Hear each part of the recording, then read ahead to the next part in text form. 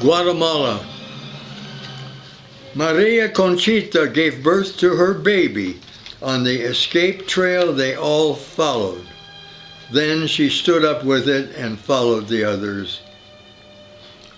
Each carried their worldly goods, most with a belt tied around and carried over the shoulder or under one arm.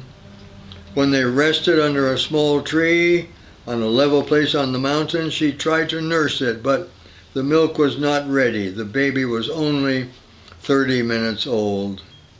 The infant tried to cry, but did not know how yet.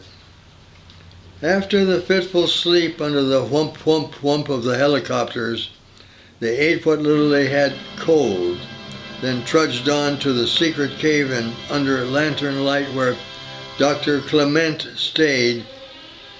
Thorn scratches, infected mosquito bites, abrasions from loose gravel, bandages were needed.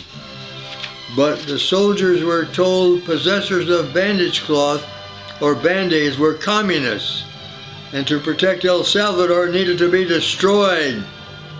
Usually just one slug, then dragged to the edge of town or the edge of the trail to stiffen in death in the blazing sun.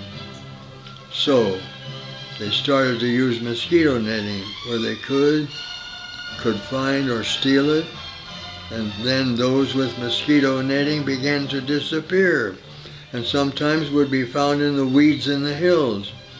A week or two later, when the stench of death reached the village, so then somehow they got diapers anywhere, clean cloth for bandages, and so Maria Conchita, as she left the bus with her baby and a package of 5 diapers, and she did not have the stamp mark on her ID paper she kept in her sweaty shoe. So they knew she was a rebel, and they arrested her. And screams behind the bus, then a shot, and she was silent, and only the crying of the baby was heard, and then there was another shot, and then there was silence. Silence.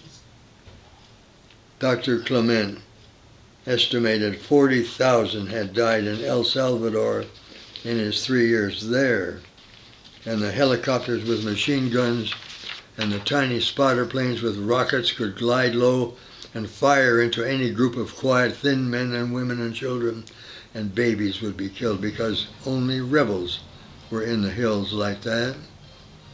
And if they tended their crops, they knew they were rebels because everyone else had left their land and gone into the cities. If you stayed on your land, it meant that you supported the rebel army in the hills. So you should be killed to help save the country. At least that's what the military said, the U.S. advisors told them.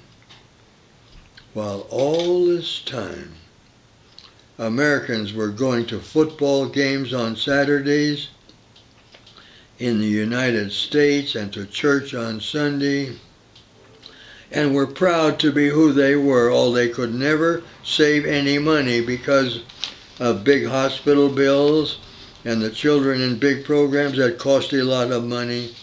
And most thought El Salvador was the name of a church in Mexico or somewhere, and that was all. And the El Salvador generals were rich and knew a lot of Americans. But none of this was terrorism. It was all just fighting the enemies of the free world. November 2001.